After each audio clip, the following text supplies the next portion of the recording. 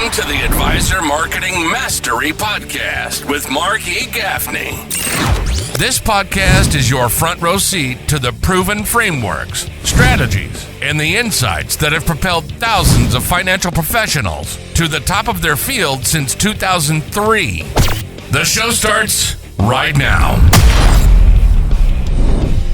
Welcome to the Marketing Mastery Podcast, the show for growth-driven financial advisors. Listen, if you're a financial advisor who's tired of guessing what works in marketing, you know what I'm talking about. Your marketing is so scattered, and you're ready to start filling your calendar with qualified appointments, you're in the right place. Every minute of this episode is engineered to help you grow faster, think bigger, and execute smarter. Here's what's coming up on today's power-packed episode.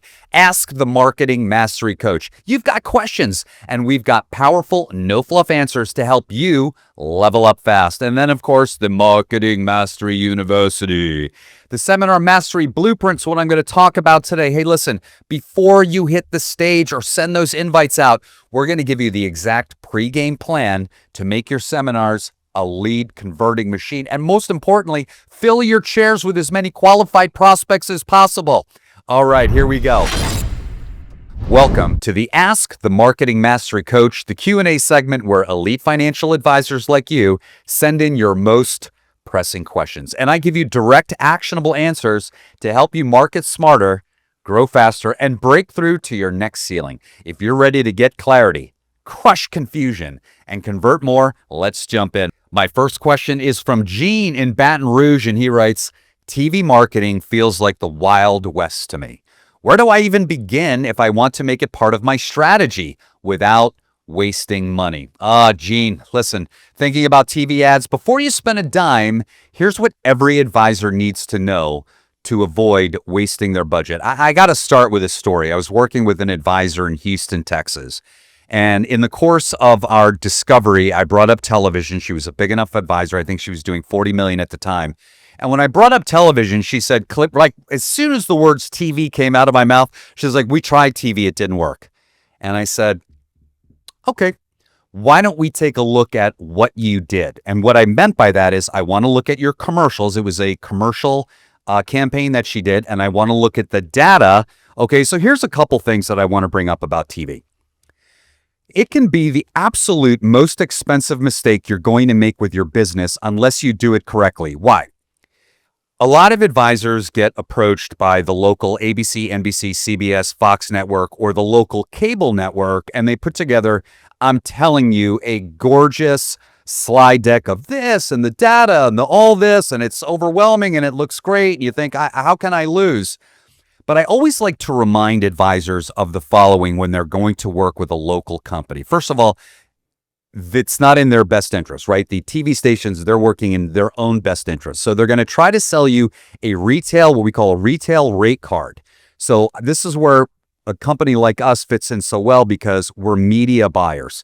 The second thing is they're going to sell you a lot of remnant. What does that mean? It's leftover time. It could be anywhere. And yes, they're never going to show you where households 50 plus, 55 plus are watching, okay, because those slots are usually the most expensive. So listen, what I say is, and this is what we do at MEG, I never, ever, ever, ever, ever buy remnant. I buy shows that have wonderful viewing from households 55 plus. And that typically means the news, whether it's local or it's national. And here's why we buy the news. For a bunch of reasons. The number one is the loyalty.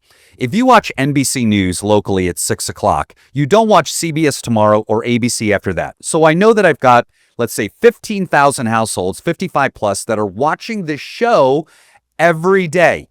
Why am I going to buy remnant all over the place when I want to hit those 15,000 people hard? So I buy the show because I know they're always going to be there. It is a little bit more expensive to do that. Sometimes we pull back on how many commercials we run, which brings a whole other thing into existence here, which is, oh, look at this. We're doing 1,000 commercials for you.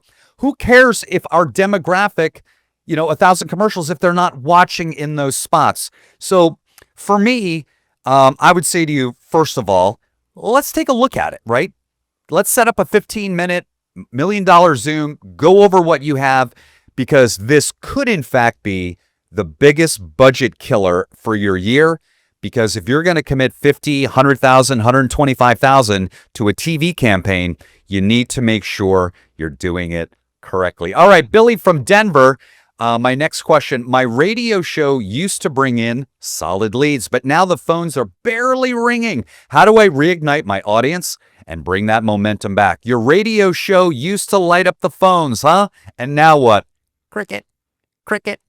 We're going to talk about some ways to bring the buzz back and turn listeners into leads.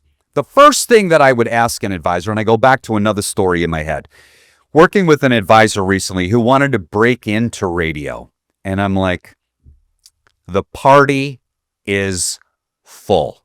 There are very few number one, number two talk radio stations around the country that on Saturday and Sunday aren't filled from 6A to 6P with local, regional, and national advisors. I'm sorry, the party is full. Now, unless you've been in radio for 5, 8, 10 years plus, okay, that's what I'm going to address here. So I'm going to make the assumption that you've been in radio for a while.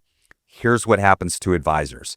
They get into this autopilot, right, where they're just doing stream of consciousness talking, and they forget about the call to action. And that's what it's all about. You need to tell people what to do on radio. First and foremost, and this is radio and television, it's an entertainment medium. So I listen and I do audits to these radio shows, and I'm like, God, they're just stream of consciousness, boring, hitting you with information, but no benefit. What is the benefit of the information? So grab your pen. Here's the write down moment right now. When I give you information, I need to give you a benefit with that, okay? And then from the benefit, I go to the phone number. I call it problem, solution, phone number. A lot of times I'm just spewing information. This happens, the one big beautiful bill, whatever it is. But you don't tell the listener, or you aren't telling the listener, how they can use that information to make their retirement better. So remember this: problem, solution, phone number. And again, in these autopilot worlds, with our radio clients, we're very specific. And let me tell you nothing. I'm kind of old-fashioned, all right? Our radio show that we do with our clients, we actually fly to your office and we record 10 to 15 shows in 1 to 2 days, depending if it's a 30-minute or a 60-minute, in your office with all the people, okay, that you want to have on your shows. Listen to me. When we record it live in your office, it's a completely different animal. Right? It's a completely different animal. Now, with a lot of the other producers out there, you're doing it via the internet. It doesn't have the same warmth. It doesn't have the same impact. It isn't nearly compelling, because what is radio? It is audio voyeurism at the end of the day, and people they feel whether there's something authentic there or not. So we're big advocates of doing it in your office. And here's the last piece I will give you. For some reason, advisors on radio programs, they're forgetting to say the phone number and URL all the time. Phone number and URL. I will literally do an audit, and from the time that the show opens till the 8 or 10 minute point, they never mentioned the phone number. They never mentioned the website. They never mentioned to text us. Now, the way we think about radio is in 5-minute increments, okay? So every 5 minutes, people move on and off the radio program, okay? So we have to make sure, if I have a 30-minute program, that I'm saying the phone number at least 30 times during the show, okay? Now, I don't have to do it every minute, but every couple of minutes, I'm going to say the phone number 2 or 3 times, because we don't just say the phone number once, we say the phone number 2, sometimes 3 times, or we use the URL or text a certain word to this. So get back to the basics, okay? The things that you used to do in the beginning. I hope that was very helpful for you. All right, next question. David from Sacramento. Mark, we're struggling to convert seminar attendees into office appointments. What is a powerful strategy to boost our show-up rate that most advisors overlook? So listen. I've got some great ideas. They are advisor-tested tactics that we've really refined. And for us, it's a funnel sale. What do I mean by that?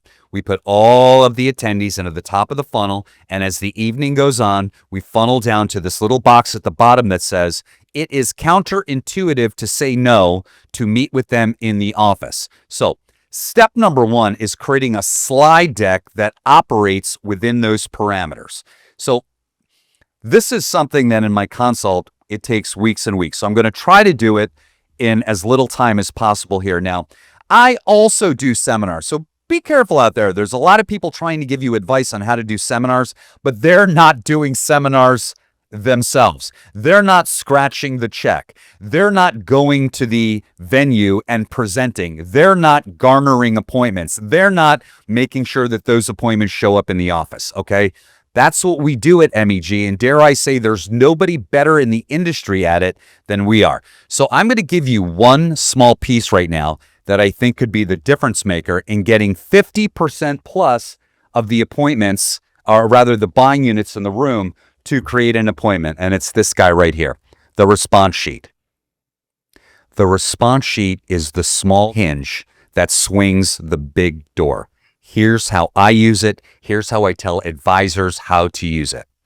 We're going to break up our PowerPoint into 4 or 5 content pillars. That might be, well, I'll give you the 2 big ones, right? It's income for life, it's reducing taxes. Then after that, you might do estate planning, Social Security, whatever it's going to be after that. After you present that section, you tell everyone in the room to take out their response sheet. It gives everybody a brain break because you hit them with a lot of information, and then you tell them to go to the boxes that are right for them. Okay, so we just spoke about income for life. When you come into the office, you would like more information on how I can do this or how I can do that or how I will go each box individually and tell them, if you want to go over this, when you come into the office, check that box because you may need help with that, and we're going to help you when you come in. So now I've given them the brain break from all of the income for life slides. I've told them to check the appropriate boxes, which are in fact the slides that I just presented. Okay. Then I move to my next topic, reducing taxes. I do that, tell them to take the response sheet back out again, and then I go over the points that we're going to review in the office about reducing taxes. Now, when I've gone through all 4 or 5 of my content pillars, in theory then, they have checked off 8, 10, maybe 12 boxes that they've affirmed with their own hand and their own pen that they need help. So then I ask the advisor, why didn't they check yes then to come in and see you? And that's because you didn't develop rapport and establish trust in the beginning. That is a conversation for another time. But if you did that in the beginning, you develop rapport, you establish trust and credibility, and they checked 8, 10, 12 boxes of areas they need help with, they're going to set up an appointment to see you in your office. Hope that was helpful. Today's episode is being brought to you by MEG, where marketing mastery meets elite advisor success. Since 2013, we've helped thousands of financial advisors break through new plateaus, hit their biggest production and revenue goals ever with precision targeted marketing, high converting advertising, and expert consulting. Whether you're running seminars, hosting webinars, looking to dominate on TV or radio, or just want your marketing finally dialed in, you know what I'm talking about. You got all that scattered stuff going on right now. At MEG, we do it all. We're a full-service agency built specifically for financial advisors who are ready to stop dabbling and start dominating with their marketing in their respective marketplace. Here's the part you don't want to miss. I'm inviting you to book a 15-minute intro Zoom with me personally. Not somebody on my team, me personally. We call it the $1 Million Zoom because it's packed with the kind of insights that can shift the trajectory of your business fast. No pressure, no obligation, 100% complimentary. In just 15 minutes, you'll see exactly how we can bring all of your marketing under one roof, tailor it to your brand, and drive real results. Just head over to markedwardgaffney.com. That's markedwardgaffney.com and grab your spot now. MEG, boutique marketing for financial advisors who are ready to grow like never before. All right, back to the show. All right, my next question is from Stephanie in Detroit, and she writes, Mark, we've maxed out replacement business. Oh, I feel the pain. I feel the pain. What's the best way to shift gears and keep our momentum going with fresh, sustainable marketing strategies? All right, you've squeezed every last drop from replacement business. What now? Time to pivot. Okay, we want to grow fresh assets. Here's what I'm going to, there's a couple things that I want to say here. One is, I want to say congratulations first, okay? You have reaped a harvest of seeds you planted a long time ago, right? It's a nice gift. You had a unique harvest 1, 2, 3 years, okay? But now it's like, okay, we have to get back to the basics. So I've had a lot of these folks, and what I traditionally do is I say, okay, let's get into what worked before, and then I get into the areas that I'd like to focus in on. So what are we doing with live and virtual events? Have we done that before? Okay. Let's take a look at brand development. Are we represented properly in the marketplace? And then I'm going to do a full database management look over, okay? Because what I want to establish, and I always work this way, and in fact, what I'm going to say is going to be probably for the next couple questions as well. We build a plan, just like you do with your clients, to a goal.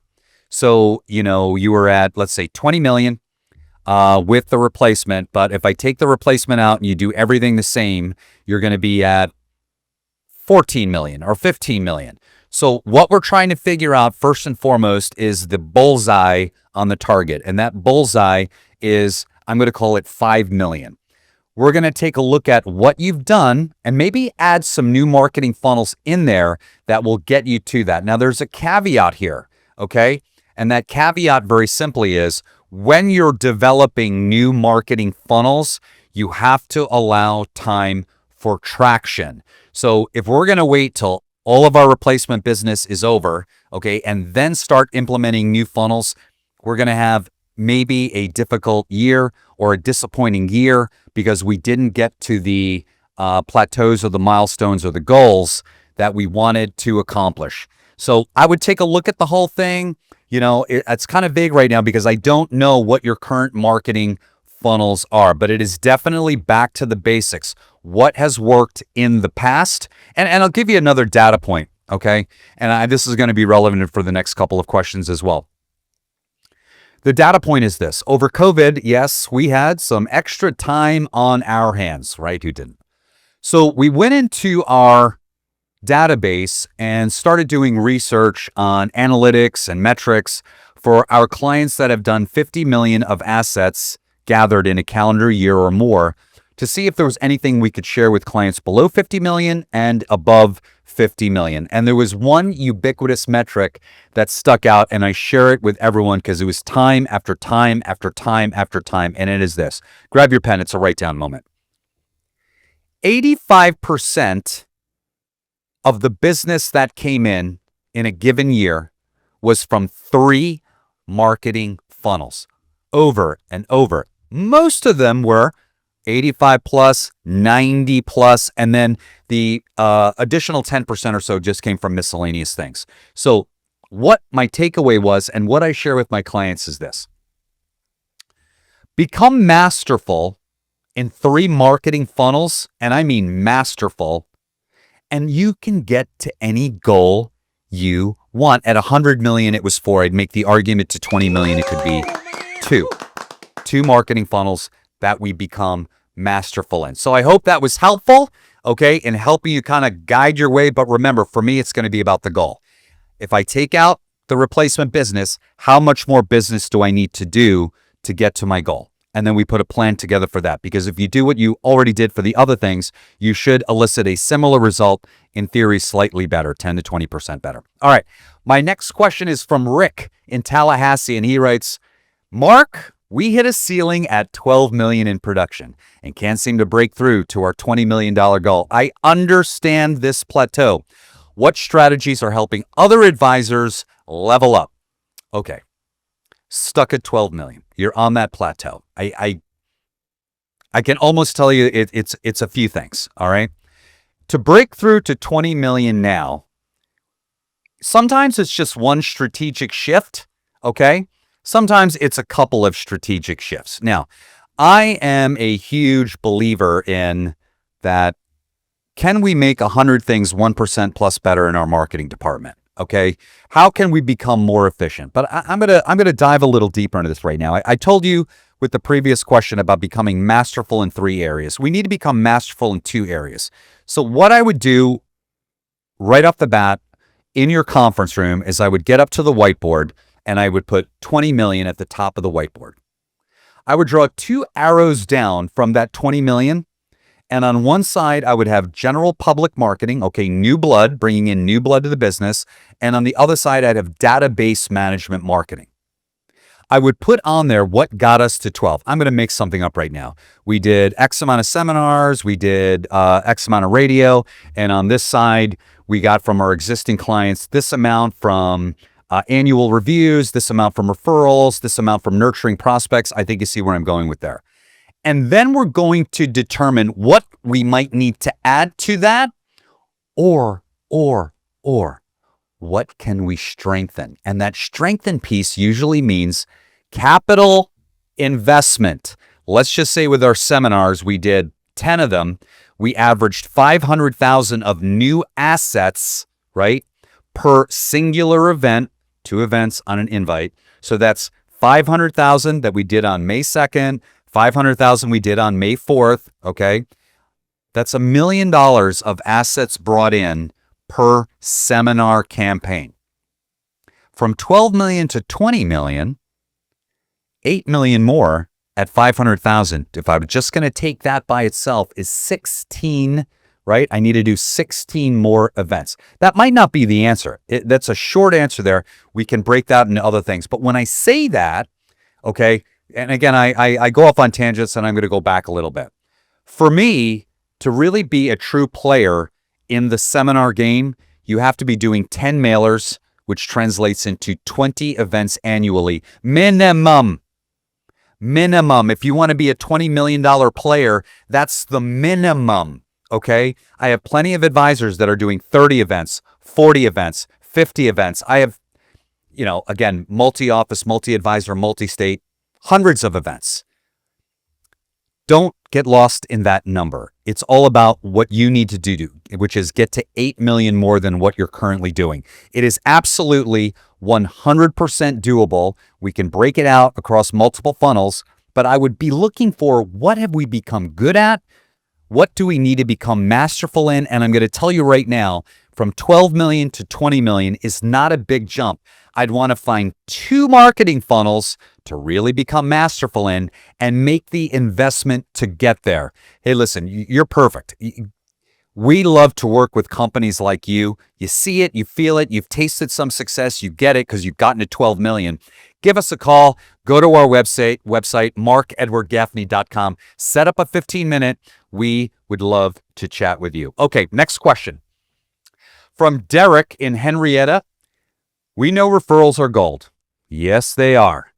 But how do we actually get more of them without sounding desperate or awkward? What's working right now? Okay, so I love this question. You know you should be getting more referrals, but how do you do it without feeling awkward? I got to tell you something. This is the general sentiment amongst advisors. So I'm going to share with you one system, okay, because I could go off on a whole bunch, but the one system that's absolutely killing it for our advisors. Now, I always like to say the days of, can you give me 10 names? I'm going to call him, you're going to call him, we're going to call him, I'm going to call him, you're going to call him, we're going to call him, I'm going to call him, you're going to call. That's dead. And plus, it takes a most unique personality to pull that off, right? That's just dead. How do I find a smart yet benign system, okay, easy to operate, that I can do with my clients? So I've got to back up a little bit because it's not just about a system. It's about setting up the culture of referrals in your office, which is a much longer discussion. So I would say to you, how, first of all, are your clients experiencing you? Are you, in fact, referable? Let me tell you what I mean by that. Number one, I would make the argument that an average advisor that provides a top shelf experience is very referable. The clients love them. Conversely, I could have a well better than average result advisor, but they don't provide a nice, wonderful experience, you, my friend, are not as referable. And so it's all about training our clients on how to recommend us to friends, family, coworkers, and neighbors. So that's the starter point, okay? Do I need to elevate the experience that I'm giving to my clients so that I am in fact referable? Okay, basis. That is a vastly longer discussion. It's something that we do when we come out and visit clients to really look at the experience they're creating. So I'm going to go into one particular way. We call it the MEG Wow Box. And I actually brought two examples here, and I'm going to show these to you because it's show and tell time, baby. So this is what it looks like, okay? And there are multiple versions of this, some of them not as big, but at the end of the day, it is a referral deliverable that has everything inside to make you look like the best thing since sliced bread. Now, we have to teach our clients to refer us. The thought process that is, oh, well, if they bump into a friend, family, coworker, neighbor, they'll just mention us and we'll get a call. It doesn't work like that. Okay, that is a misnomer. Here's what we know. Somewhere in the course of your client's year, they're going to have a conversation. Let's say they're 50 plus, 55 plus. They're going to have a conversation with a friend, family, coworker, neighbor about financial planning / retirement planning. If they've had a good experience, they're going to refer you. Now, if they have this as well, all they have to do is say, here you go. This is everything about the advisor that I work with.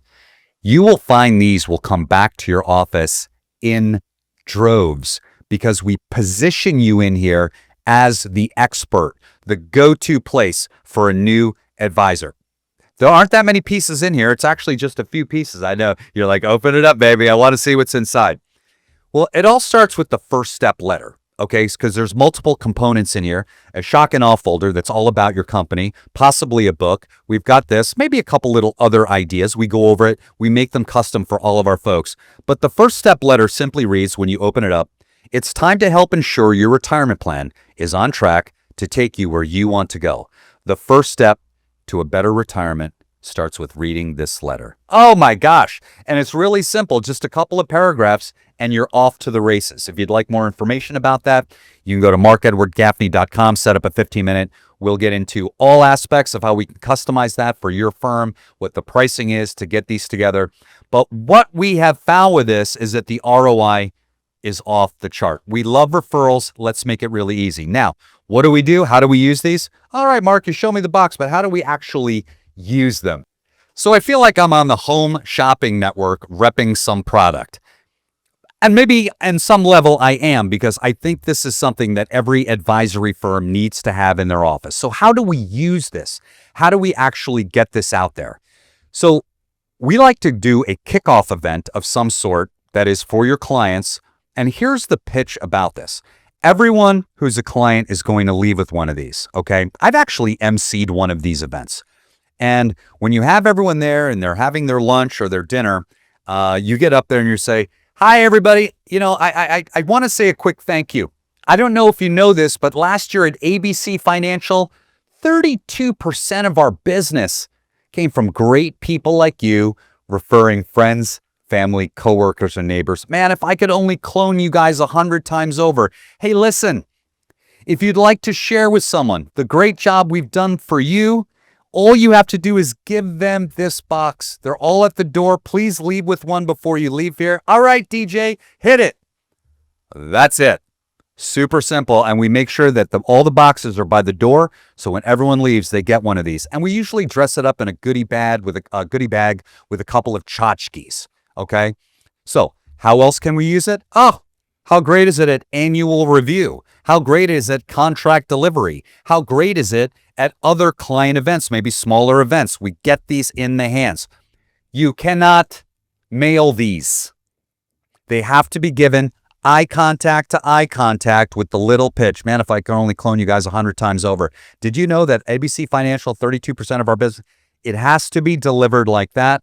And then you hand it over to them and they accept it from you. And here's what we love. You're going to get those people once in a while that say, can I get two? And you say, you absolutely can.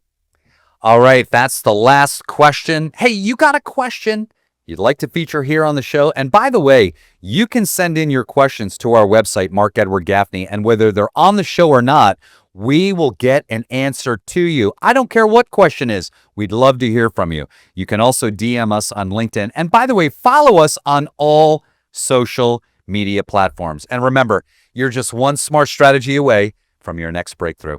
This episode was powered by MEG.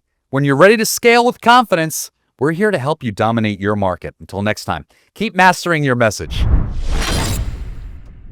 Welcome to Marketing Masters University, where elite financial advisors like you go to sharpen your edge. This is your weekly dose of data-driven strategy, cutting-edge tactics, and marketing that actually moves the needle. Moves the needle! If you're ready to attract, engage, and grow like never before, class is in session now. All right, today I'm going to be talking about, we break the seminar world out in our consult to three pieces: pre-game, game day, post-game. Pre-game is all about filling your chairs with as many qualified prospects as possible. Let me say that again. Seminar pre-game is about filling your chairs with as many qualified prospects as possible. Game day is where we make our money, maximizing the appointments from the households present.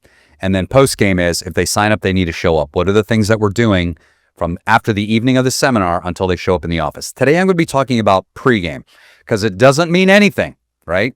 If we don't have full rooms, okay? We like to see 9 out of 10 chairs filled. We'd like to see a 0.8 response rate or better. And I'm going to get into a bunch of pieces here today. So I hope that there are some elements of this that you can immediately put into your pregame, because here's what I find happens for the most part. You're doing your work through the mail house, okay? Now, nothing against the great people at all the mail houses, but just so you know, on any given month, they're doing 50, 100, 150, 200 invitations that they have to get out in a timely manner. So sometimes, even for bigger clients, that means you're not going to have a consult. Okay, in particular, if you had a lackluster mailer before. Funny little note. Whatever the mail house is, when they see our names, MEG, CC'd, they're like, oh crap, Gaffney and the gang are involved with this client. We need to bring our A game, because we will point out very rapidly what might not be going right. Okay, so I'm going to go through a number of points right now with you of things that we want to make sure happen in the pregame so you maximize the amount of qualified people, butts and chairs, baby, that show up for your event. Okay, so why do we do seminars anyway? And the number one reason we do seminars is because they're number one as far as creating revenue and assets gathered more than any other marketing funnel to the general public, period. Live, I prefer to call them live events, okay? But they are seminars, in fact. And quite frankly, I'm agnostic, meaning dinner seminars are great, and I'm going to talk about dinner seminars, but I also love college classes. I love single topic at a community center. The whole concept here is one to many in a room and getting appointments that night and being profitable in 90 to 120 days. Now listen to me. Let's say that I'm doing 20 events. I'm just going to say 20 dinner seminars through the course of the year. So that means in a 12-month year, I'm going to take December off. Maybe I take July off. So that's 10 months. I'm going to have 2 dinners over the course of 10 months, 20 events. Practically speaking, I'm getting 20 at-bats to maximize my seminars. That means I have to do whatever is necessary to fill those rooms, right? We've all gone to a room where there's 8 people in there, 10, 12 people. It is a painful event, not just for you, but a painful event for all of those that are in attendance.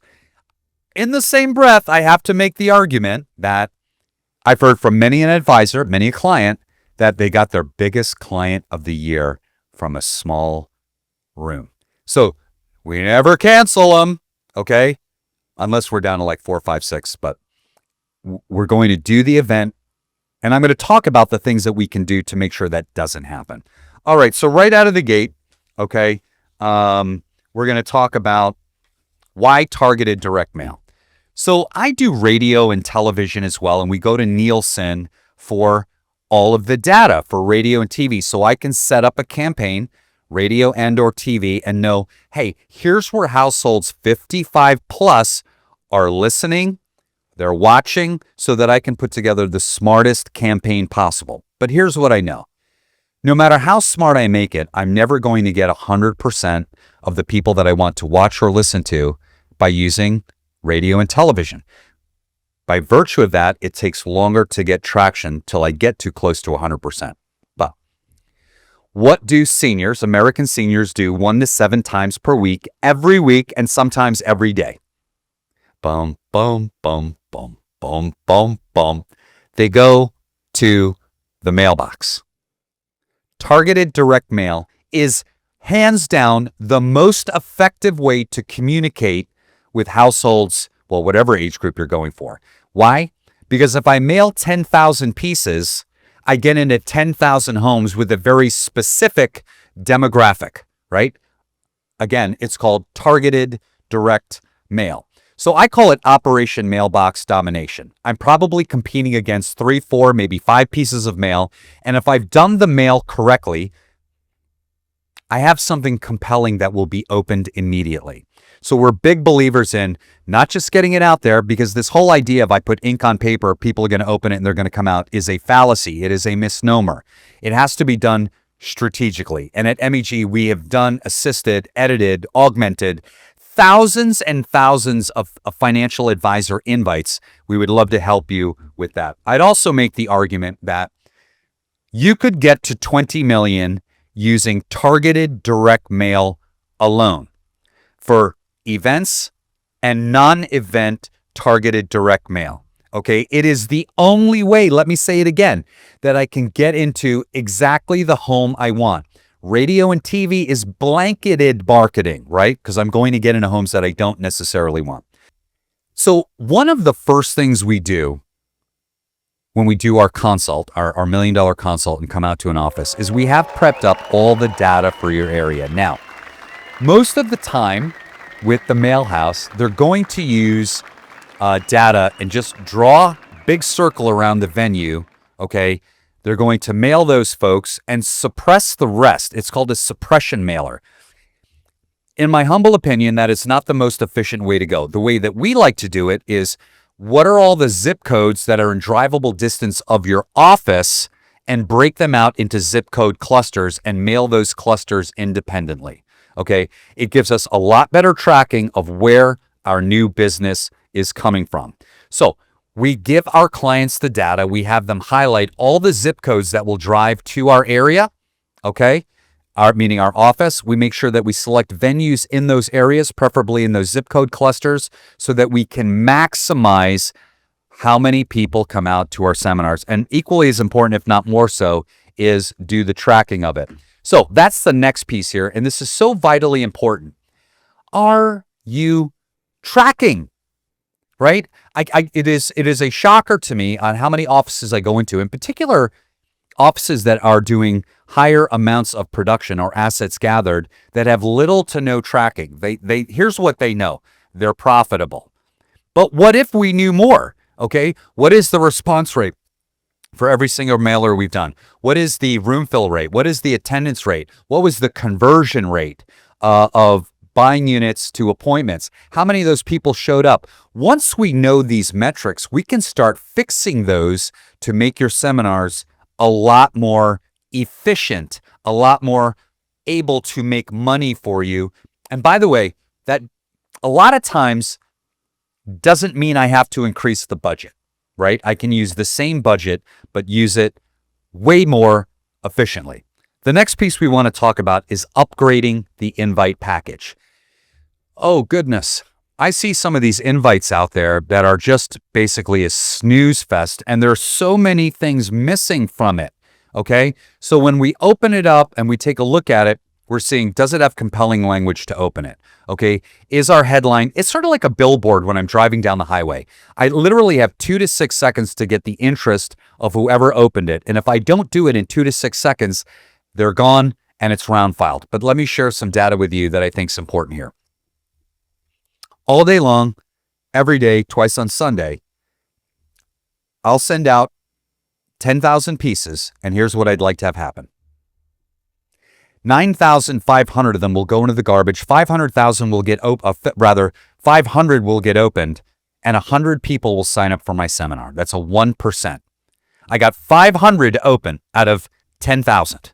Okay, if I can do that every single time, why I'm telling you this is to point out the importance of open rate. It's really targeted direct mail 101. So will it be opened? Am I getting your attention immediately? Do I scan read quickly? There are so many things in there. Each bullet is a trigger for different people to get them out. There are so many different types of styles, bifold, trifold, wedding style invite. So we assess this whole thing for you and create the best of the best for you to maximize the amount of qualified people showing up for your seminars. Okay, I'm going to tell you something. I've just started using this and I love it. And I'm going to focus on leading response here for a minute. They're the 800-pound gorilla in the room. We've recently used their guaranteed RSVP program. What is that? Well, a few companies out there have two types of guarantee programs. One is a guarantee RSVP. The other is a guarantee attendance, okay? But the guarantee RSVP, which we've used now pretty extensively with a premium result, is if I'm doing a seminar campaign and I've got 2 dinner events in there and I need 25 and 25, the room holds 25, 2 nights, that's 50. I ask them to set up for me guaranteed 50 RSVPs. Now, I could also do 50. I could say guarantee me 60 RSVPs because we know we're nationwide there's going to be a 20% fall off in targeted direct mail, okay? They guarantee that, and if they don't hit it, you get a refund for the amount of people that didn't RSVP. And here's the kicker. It's not using digital first.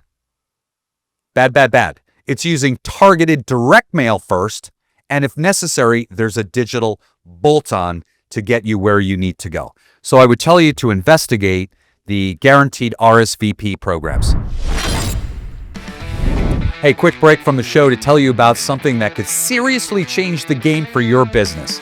Today's episode is being brought to you by MEG. Since 2013, we've helped thousands of financial advisors hit new production levels, bring in more qualified leads, and finally take control of their marketing. Whether it's seminars, webinars, TV, radio, referrals, database marketing, we do it all at MEG. You name it, we do it, and we do it well. Now, here's the part I don't want you to miss. If you've ever felt like your marketing is scattered, you know what I'm talking about. The majority of offices I go into, their marketing is scattered. Or you just know you could be doing more with the same budget, but don't know where to start. Let's talk.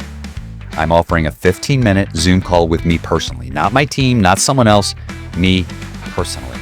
We call it the $1 Million Zoom because that's the level of ideas and clarity people walk away with. There's no pressure, there's no hard sell, and absolutely no cost to you. Just real, practical value packed into 15 minutes. So if you're even thinking about leveling up your marketing, go to markedwardgaffney.com. That's markedwardgaffney.com. Pick a time that works for you. You'll go to my calendar. You select 15 minutes from your home or office that's right for you. Hey, it might just be the most important and profitable 15 minutes you spend this year. MEG Inc., boutique marketing for financial advisors who are ready to grow like never before. All right, back to the show. Okay, the next thing that I want to talk about is I cannot believe how many invites I see that don't even have the name of the company on it. Now, I understand that for the college class. I understand that if it's a 501c3 at a library, okay, and the focus has to be the topic, and we're not doing that. But if it's a dinner seminar and you're not out there positioning yourself as an expert, an authority, and in some cases a celebrity, you're doing everyone a disservice. Because listen, in some markets, it's very competitive. So there could be, in a given month, 2, 3, 4 invites that come in. Here, the couple things that are going to separate you from everyone else is you're using for the dinner seminar a top shelf American steakhouse. But the other piece that I would argue is really important is that if I'm a rock star prospect, meaning I've got good investable assets, I want to see a really good financial advisor. So you need to make sure that you're putting everything in there that makes you look like, as I love to say, the greatest thing since sliced bread. Okay. The next one is, and I talked about this a little, and that's upgrading the event. I literally, 1 week in the mail, I'm in Tampa, Florida, the land of milk and honey for advisors, all of Florida, Arizona. There's a few states where it's just, the retirees just keep moving here, folks. They just keep moving here. So one was from Ruth's Chris, one was from Romano's Macaroni Grill, and the other one, hold on, wait for it, Golden Corral. Golden Corral. Okay. I want you to imagine for a moment that, and this goes to all of you out there that work with high net worth couples and individuals. And it's sent to me, I'm in that age bracket, okay? And I keep a enormously busy schedule, as most high net worth people do. So they're going to be very selective as to what they're going to take an evening and go to. And my choice is Ruth's Chris, Romano's Macaroni Grill. I'm just looking at my producer over here smiling at me. Or Golden Corral. Naturally, I'm going to pick Ruth's Chris. By the way, Ruth's Chris is the #1 restaurant nationwide as far as attendance from mailers. So, top shelf American steakhouse, always when possible. Okay, I know I'm going to hear from some people, oh, but I don't have a Ruth's or a Fleming's, or then whatever is the best restaurant in town, right? Local, regional, national, whatever that is what I call a level playing field. Nobody can use the Ruth's Chris or Fleming's because there simply isn't one there. Okay, so we're going to use the best restaurant. So one of the things I also like to talk about when I bring up venue is the times. I still see some advisors doing 6 p.m. 6 p.m. no go. I want to get my room filled. So 6:30 is the best time slot for attendance. But I would tell you, in the higher trafficking areas, clearly if you're in Atlanta or you're in a big metro area, we have to give time for people to leave work, potentially pick up their spouse, okay, or significant other, and make their way over to the restaurant. So when I do my seminars for MEG, which I do to other for financial advisors, okay, I do 7 p.m. I find that gives them enough time to do whatever they need to do to get to the restaurant on time. The next piece I have here is mailing more strategically. I will go into an office and they tell me, Mark, I mail 8,000 pieces. And I say, every time? You just mail 8,000? Yeah, that's what we do. We mail 8,000. And I say, why? Why 8,000? Why that arbitrary number? So then I ask the question, okay, so I have a restaurant that seats 25 and I have a restaurant that seats 45. Well, 2 nights for the 25 is going to be 50 seats. 2 nights for the 45 is going to be 90 seats. There is no math equation that makes 8,000 make any sense whatsoever.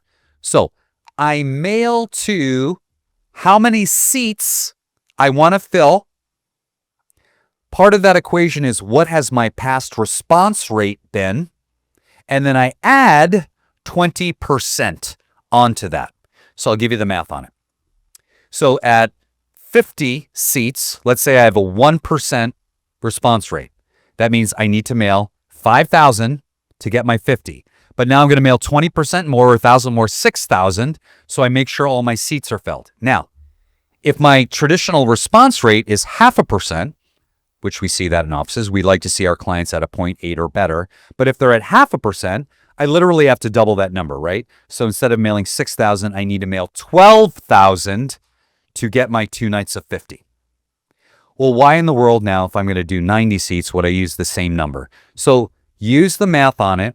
And the key piece here is that I like to see our clients have 9 out of 10 chairs filled. So remember, and the secret with the great producers is I always mail 20% more because I don't want to ever have a night without a ton of people in the room. Okay, the next one for me is we have to mail earlier, okay? Because USPS is our partner in targeted direct mail and seminars, whether we like it or not. It's the government. Nothing against the great people working for USPS. See how I did that little disclaimer there? But they're 10 billion in the hole. They're not necessarily a very efficiently run organization. What am I getting at? What I'm getting at is mail is taking longer and longer and longer from the shipping date to the mailbox. So what we like to do is make sure that your mail drops 30 days prior to first event. So if my first event is October 1st, that mail needs to be in circulation September 1st.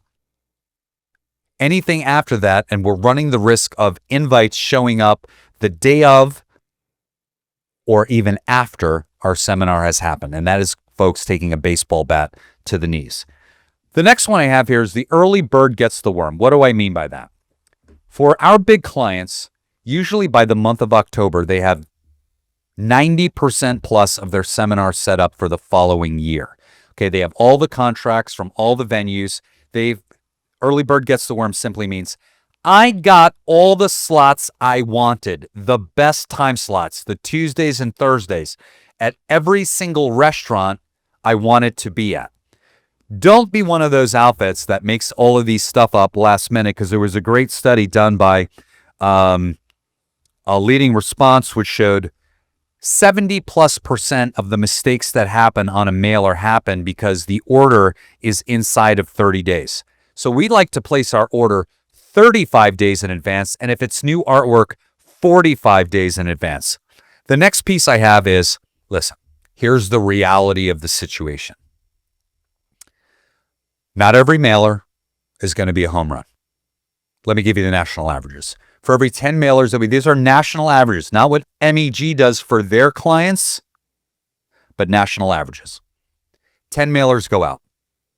2 are going to be above average to grand slam stellar. In theory, those 2 will pay for your other 8. 6 of the 10 will hit national averages as far as response rate, and 2 of those will be below average to stink bomb. Okay, so we want to mitigate that as much as possible, give ourselves the best chances so that we have 10 out of 10 that are above average. Okay, and one of the ways that we do that is that we have to have effective, what we call at MEG, plan Bs. When we have a lackluster mailer, what are we doing behind it to ensure that we're going to fill our chairs? And the first one is always social media. The mailhouse can put it together quickly. It can get out quickly. But I would tell you, you also need to be ready to email your database, to have a standby invitation so I can dump that out. Sometimes I'll just say, send it to your A's and A pluses. Sometimes it's pick up the phone, call up A plus clients, right? But I need to have plan Bs in place so that I can do that. And that would be mail, email, phone calls, and digital. You should have these in place so when you need them last minute, you can deploy.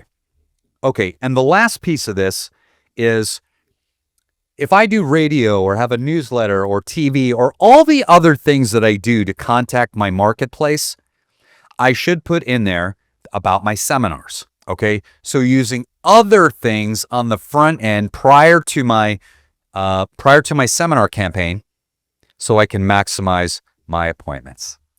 That's it for today's episode of the Marketing Mastery Podcast. I hope you leave more equipped, more encouraged, and more empowered to build a practice that reflects excellence and honors your calling. At MEG, we believe your business can be a beacon, one that leads with purpose, serves with heart, and grows with intention. Until next time, keep showing up boldly, serve your clients faithfully, and never forget that the gifts God placed in you were meant to multiply. Stay sharp, stay faithful, and as always, keep mastering your message. God bless. You've been tuning in to the Advisor Marketing Mastery Podcast with Mark E. Gaffney.